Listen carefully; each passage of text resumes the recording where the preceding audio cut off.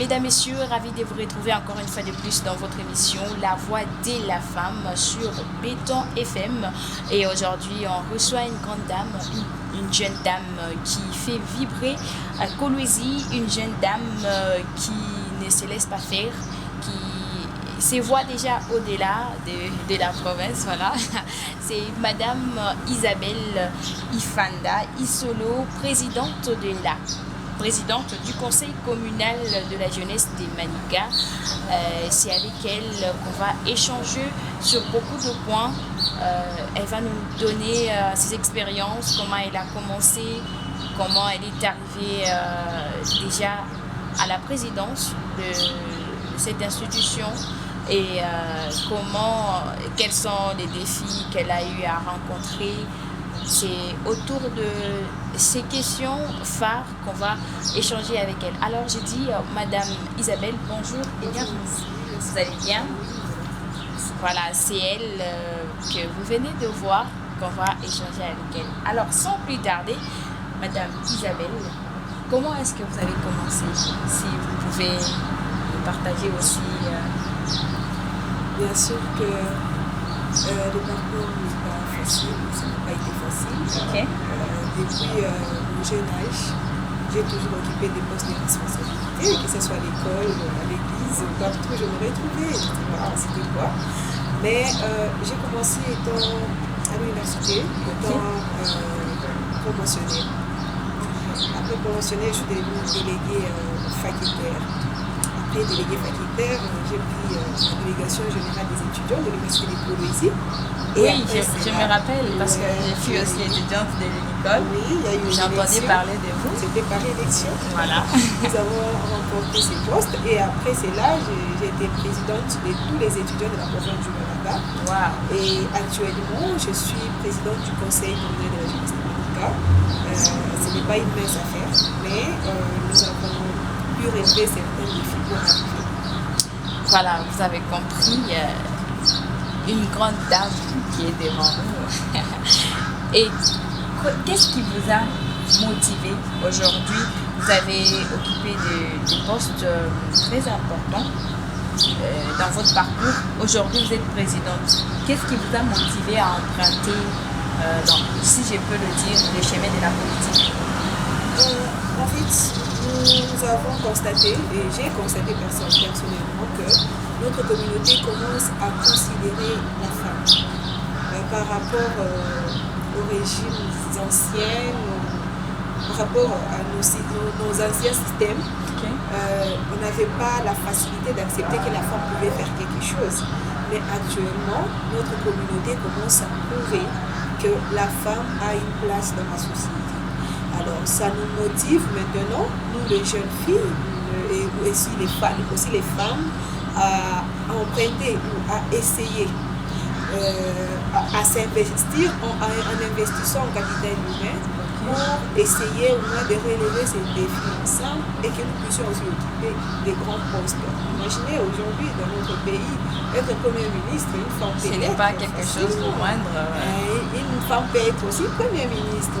Exactement. Et ce sont nos icônes, nos modèles qui font à ce que nous, les jeunes filles, nous commençons maintenant à s'intéresser à la politique parce que la chose politique, elle est faite aussi pour nous les femmes. Et surtout que nous les femmes, on est assez expérimentées dans ça, on est trop ambitieuses à occuper un poste dans la gestion des choses publiques.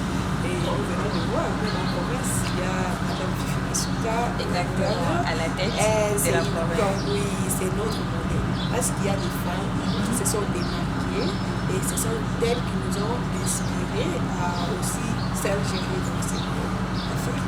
Donc, si je comprends bien, votre motivation, c'est de voir notre pays. Donc, à la tête de notre pays, il y a des femmes. Vu qu'il n'y a pas assez de femmes, ça vous pousse aussi à emprunter ce chemin pour que dans l'avenir, demain ou après-demain, ces gens-là ne seront pas là. Donc, c'est... Voilà. En tout cas, c'est quelque chose à encourager et à féliciter. Et j'aime bien votre parcours. Voilà. Alors, quels sont les principaux défis que vous avez eu à rencontrer en empruntant ce chemin donc, dans la politique? Ouais, déjà, il faut savoir que notre communauté, nous faisons face à certains stéréotypes sociaux. C'est-à-dire, la communauté n'a pas encore accepté la capacité de la femme. Nous sommes en train de nous battre pour que les hommes acceptent enfin que la femme aussi peut faire quelque chose. La femme aussi est capable de faire quelque chose. Nous sommes confrontés à des défis où je suis obligée de travailler 2 fois plus que l'homme pour qu'on m'accepte. Vous voyez, c'est pourquoi j'ai dit dès le début que ce n'est pas une mince affaire. Ça dépend de la détermination de la personne, ça dépend de la vision de la personne. Si une personne est trop fragile, je vous signale déjà que la personne ne saura pas. Ouais. Donc il faut avoir un mental d'acier. Vous voyez, moi j'ai toujours donné la référence de notre gouvernement. Et nous sommes tous sans ignorer qu'elle a passé des moments assez difficiles. Exactement. Pour qu'on puisse l'accepter dans la société. Donc elle a dû travailler plus que l'homme. Oui, déjà ici en province, on peut le constater, avant qu'elle ne prenne le pouvoir, il y avait ces conflits ici et là, c'est la femme, elle ne va pas réussir et tout. Jusqu'à aujourd'hui, il y a encore ces poches-là. Et elle a prouvé de quoi est-ce que la femme peut faire. Et c'est ça même le grand défi, être accepté par la société. Et nous sommes en train de faire avec. Nous espérons qu'avec l'allure où vont les choses, les autorités déjà commencent à comprendre que les femmes ont aussi une place, ont aussi quelque chose à apporter dans la société. Voilà, c'est exactement ça. Ce n'est pas facile d'être acceptée en tant que femme, surtout en politique. Mais aujourd'hui, on voit déjà dans notre province, il y a une dame à la tête qui dirige cette grande province. Et aussi, il y a une grande dame à la tête de la République, qui est la première ministre. Avez-vous déjà été confronté à des stéréotypes ou à des préjugés liés à votre statut de femme en politique? Oui, et ça c'est notre quotidien d'ailleurs, je l'ai souligné, parce que je vois les modes opératoires des faibles esprits, comme je peux dire, des gens qui veulent dénigrer la femme. C'est que si la femme occupait un grand poste ou un poste important, c'est-à-dire il y a eu des échanges sexuels. Ça c'est oui, on peut vous insulter sur les réseaux, on peut dire vous vendez vos corps pour avoir les postes, alors que c'est pas ça. Donc nous avons déjà fait face à ces genres de préjugés, à ces genres de jugements, mais cela ne nous effraie pas, parce qu'on est assez... Nous avons un mandat d'acier, en tout cas. Exactement. On peut insulter, mais nous on avance. Vous êtes concentré, focus sur ce que vous avez comme objectif.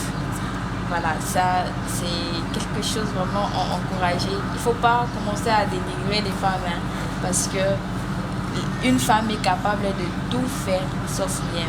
Quand bien même l'homme reste l'homme, mais une femme peut aussi faire ce que l'homme fait.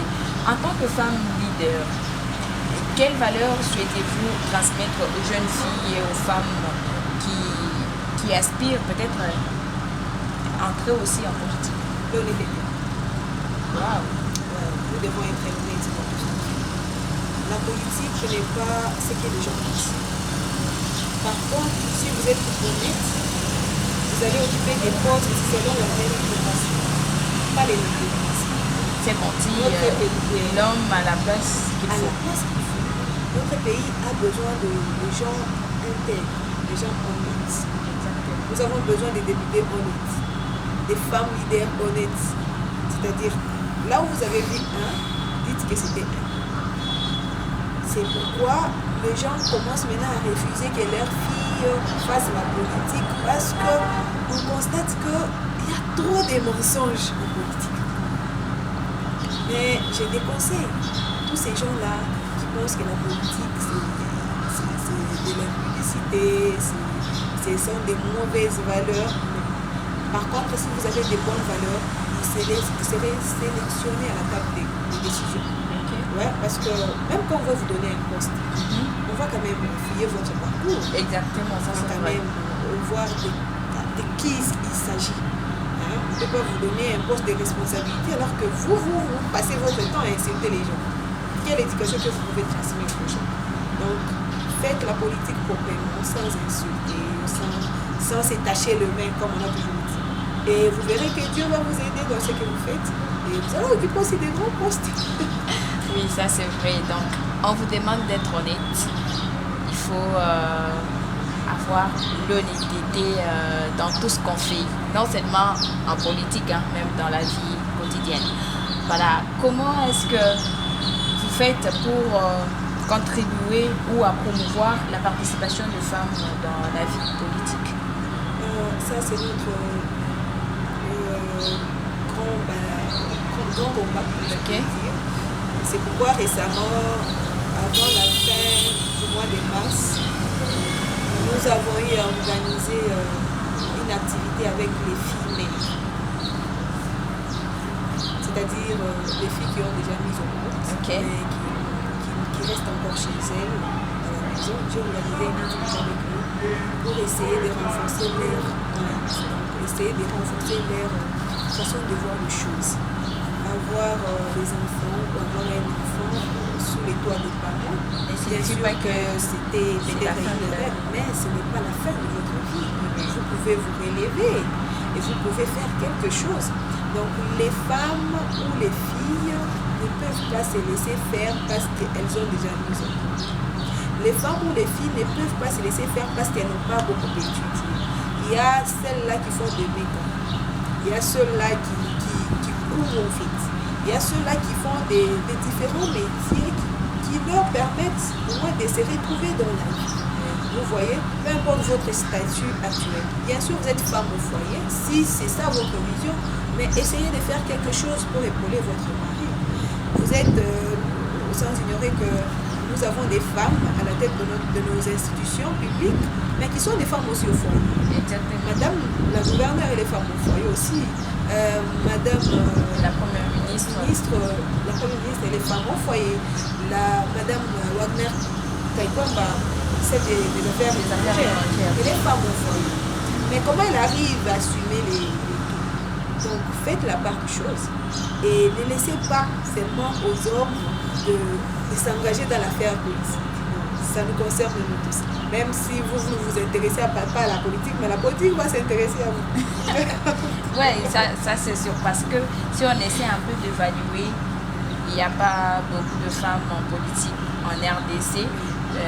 Donc peut-être avec cette génération, on peut avoir l'équilibre où donc 50-50 des femmes, des hommes dans la politique. Alors, selon vous, comment est-ce que vous parvenez à concilier les deux, vos responsabilités personnelles et la vie en politique?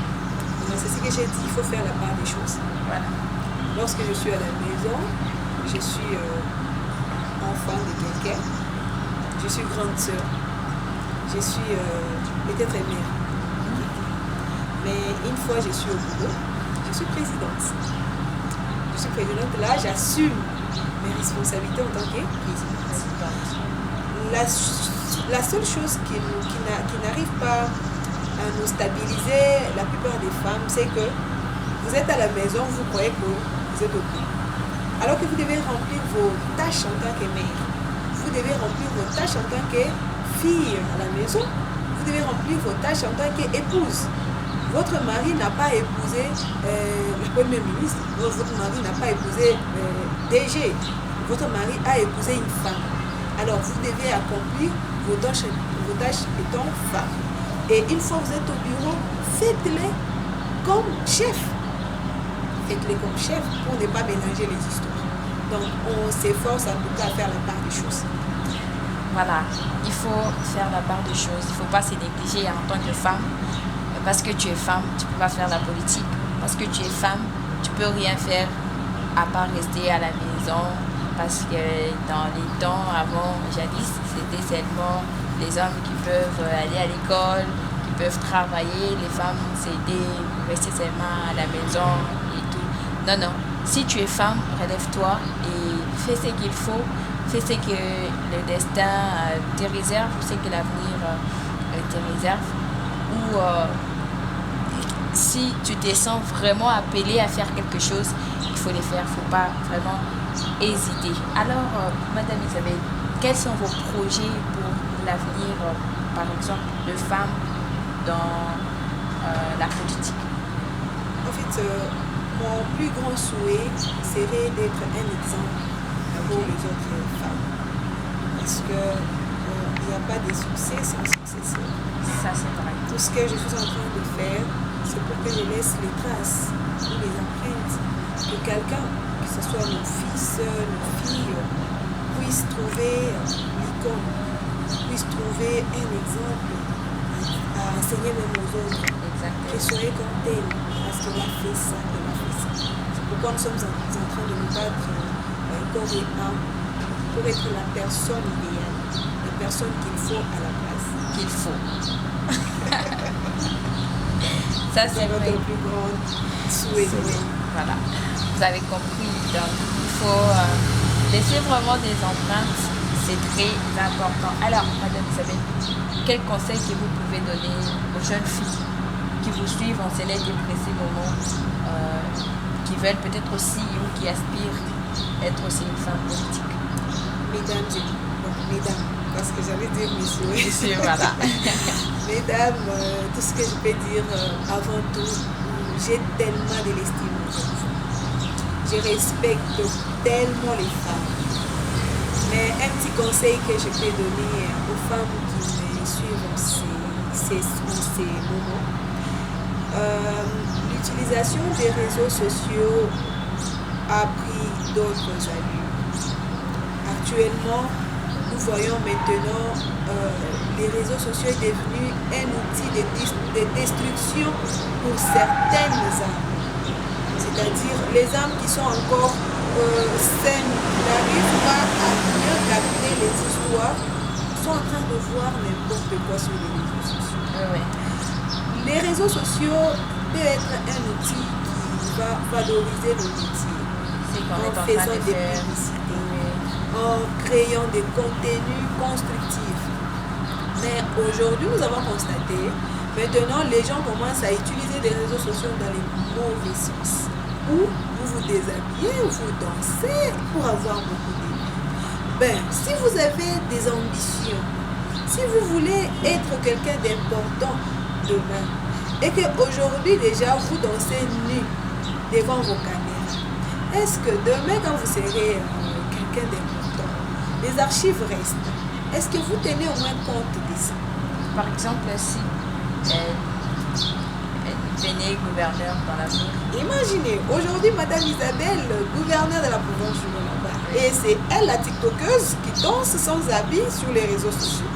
Et puis on va prendre les archives, on va publier, et puis on va dire que non, on ne respecte pas nous les femmes. Non, les femmes, nous devons nous respecter d'abord nous-mêmes avant qu'on nous respecte. Voilà. Donc si vous voulez danser, mais faites-le un peu dans de bonnes manières. Si vous voulez influencer, mais faites-le avec une éducation pure, scientifique peut-être. Transmettez des messages pour renforcer des valeurs dans nos jeunes frères et sœurs qui Oui, ou les enfants. Ouais, il y a des gens qui font des publicités sur les réseaux. Ça, c'est pour leurs marchandises, c'est pour leurs activités. Je n'en disconviens pas. Mais ceux-là qui font des mauvaises pratiques, je vous prie, mes sœurs, tenez compte de vos futurs enfants. Tenez compte de vos futures vies. Parce que vous avez de longues vies devant vous et vous devez en prendre soin. Donc, tout ce que vous pouvez poser comme acte aujourd'hui, il peut vous rattraper demain. C'est-à-dire, moi là, même quand je marche, je me dis, aujourd'hui, je marche avec elle, est-ce que c'est une bonne personne qui peut être à mes côtés? Si oui, ok, on est voulu. Mais sinon, elle peut salir mon nom. Pourquoi continuer? Faites la part des choses, ce que je disais. Donc, tenez compte de votre vie future. Ça coûte vraiment. L'avenir est sombre, on ne sait jamais. Ça, c'est vrai. En tout cas, ça laisse à désirer. Les jeunes filles qui traînent sur les réseaux sociaux à faire du n'importe quoi. Les gens. Juste pour avoir des buzz et tout. C'est vraiment compliqué. Or, avec les réseaux sociaux, tu peux gagner ta vie en faisant beaucoup de choses. peut-être tu ne peux pas avoir un travail, mais via les réseaux sociaux ou ce que tu connais faire dans la vie, tu peux te vendre et ton avenir sera meilleur. Alors, Madame Isabelle, selon vous, quels changements doivent être opérés pour renforcer l'égalité des genres dans les institutions publiques? Tout ce que je peux dire, c'est que les femmes doivent s'élever. Okay. Les femmes doivent continuer à prouver leur façon de faire les choses. Parce que les femmes ne sont pas venues ravir les postes des hommes. Elles sont venues juste occuper leur poste qu'il faut, leur place qu'il faut. Donc si la femme est licenciée, l'homme est licencié, tout dépend des expériences. Donc la femme doit travailler normalement. La femme ne doit pas rester là pour dire que nous allons bénéficier de la grâce présidentielle, on va nous nommer parce qu'on est une femme. On insiste sur les 50-50. C'est sur le plan institutionnel. C'est-à-dire, je peux être opérateur économique, je peux être aussi opérateur économique comme un homme, c'est normal. Je peux être ministre comme un homme, c'est normal. Je peux être, je ne sais pas, DG comme un homme, c'est normal. Alors, c'est de ça qu'il s'agit quand on parle de 50-50. Mais j'ai vu les gens encore déborder 50-50 dans la maison. Non, l'homme doit venir 50, la femme 50. Bon, ça, je ne dis pas plus parce que ce sont des arrangements dans des foyers. Mais quand on parle de 50%, on voit sur le plan institutionnel. Voilà. Et parlant de 50-50, et aujourd'hui, les femmes disent réclamer leurs droits. C'est quoi leurs droits? Et comment est-ce qu'ils réclament ça? En fait, la femme, vu que d'abord, je peux faire une petite récapitulation. Okay. Avec le mois de mars, comme le thème international qui disait national plutôt, Okay. qui disait de justice, droit, autonomisation de toutes les femmes. Quand on parle de droit des femmes, là nous voyons la même jouissance de droit. C'est-à-dire, la femme a droit à l'éducation, la femme a droit à la propriété, quelque chose peut lui appartenir. La femme a droit de faire ses propres choix, de prendre ses propres décisions sans qu'il y ait l'intervention d'une tierce personne. C'est-à-dire, quand on parle au niveau de droit, nous avons la même jouissance avec les hommes. Quand on dit on réclame le droit, c'est pas peut-être quelque part, elles ont constaté que au lieu de nous donner notre part, mais c'est 80% qui part de notre côté. Vous voyez? Oui. Et alors, elle est aussi libre de jouir le même droit qu'elle a. Ouais, si vous voyez, il y a une formation et que la formation nécessite aussi qu'il y ait la participation féminine. Mais ne soyez pas égoïste. Elle a droit de participer à cette formation. Elle a droit de participer à n'importe quelle activité, que ce soit publique ou sociale. En fait, c'est dans ces contextes-là, elle arrive au moins à réclamer leurs droits. Non, nous réclamons nos droits, nous réclamons nos droits. Ok, mais investissons aussi en capital humain. Ça. Soyons des modèles. C'est ça, soyons, réclamer. Soyons capables de faire ce que l'homme peut faire. Oui, là, vous aurez toute la possibilité d'occuper n'importe quel poste. Oui, ça c'est vrai. Et il y a de ces gens ou de femmes qui essaient un peu de rivaliser avec les hommes. Est-ce que c'est une course ou bien c'est un combat entre les femmes et les hommes? En fait, nous les femmes, un peu d'eau dans le bain. L'homme reste l'homme. Et je ne vois pas d'où est provenue cette rivalité. Ou bien c'est parce que l'homme n'accepte pas facilement la femme et la femme veut prouver qu'elle est aussi femme, elle peut faire. Et maintenant, la confrontation nous a donné cette rivalité. Vous voyez? Mais moi, je dis à toutes les femmes qui se sentent capables de faire quelque chose, Mais ne lâchez pas l'affaire. Ne lâchez pas l'affaire. Faites-le. N'acceptez pas qu'on vous ravit, qu'on puisse ravir votre droit. Non, vous avez étudié comme l'homme. Vous êtes maintenant professeur comme l'homme. Mais s'il y a des opportunités, veuillez aussi vous ingérer. Veuillez aussi vous mettre à la lumière. Donc cette rivalité, je sais qu'elle va toujours exister parce qu'on est dans un combat où on est en train de chercher à savoir qui fait mieux que l'autre. Donc cette rivalité va toujours exister, mais soyons honnêtes, c'est ce que j'ai dit dès le début. Si vous constatez que non, ça, il faut qu'il y ait la participation masculine, mais acceptez que l'homme soit.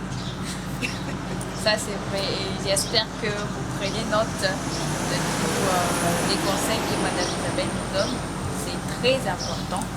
Alors, Madame Isabelle, comment est-ce que les citoyens peuvent soutenir les initiatives en faveur de la participation d'une femme en politique? Oui, les citoyens peuvent soutenir les initiatives de la participation féminine politique. C'est ce que je peux dire. Les premiers citoyens, c'est vous et moi. Si nous constatons que dans notre communauté, la femme commence à prendre de l'ascenseur, mais veuillez les encourager. Au moment où vous vous mettez devant votre caméra pour les insulter, mais vous ne voulez pas qu'il y ait cette excellence. Vous voulez qu'elle s'enferme en train de pleurer. Et ce n'est pas une bonne chose. Moi, je vais appeler la communauté à soutenir les femmes. Parce que les femmes, ce sont nos mères. C'est d'où nous venons. Si vous avez le courage d'insulter une femme, c'est-à-dire entre parenthèses, peut-être l'éducation des bases n'a pas été bien centrée sur vous. C'est impossible d'insulter votre mère au sein de la maison. De la même manière que vous considérez vos mères. Mais faites-les avec les femmes qui sont en politique. Parce qu'elles sont aussi mères quelque part, elles sont aussi grandes sœurs quelque part. Donc j'appelle la population à soutenir les activités ou les initiatives qui mettent les femmes devant. Et les soutenir. Parce que c'est notre bénéfice à tous. Il y a eu un adage qui éduque une femme, éduque toute une nation. Vous imaginez, vous éduquez juste une femme, mais c'est toute une nation qui a un bénéfice. Alors si vous avez 10 femmes, vous voyez, déjà notre nation sera sauvée. Parce que la femme là où elle est, c'est les sociales qui priment. La femme veut voir tout le monde heureux. La femme veut voir l'équilibre. La femme, elle a ses cœurs de mère. Elle peut se priver pour donner la nourriture à l'enfant. Alors, si la femme a de telles capacités, pourquoi ne pas soutenir ces initiatives? Pourquoi? Parce que notre communauté va en bénéficier. La femme, là où elle ne peut pas appeler des musiciens profanes venir chanter et partent. Non, la femme construit des hôpitaux. Exactement. La femme construit des orphelinats. La femme construit des écoles. Tout ça, c'est au bénéfice de la population. C'est pourquoi j'appelle tout le monde à soutenir cette femme qui ose au moins lever sa voix. Voilà. Oser au moins et oser à faire quelque chose dans la vie.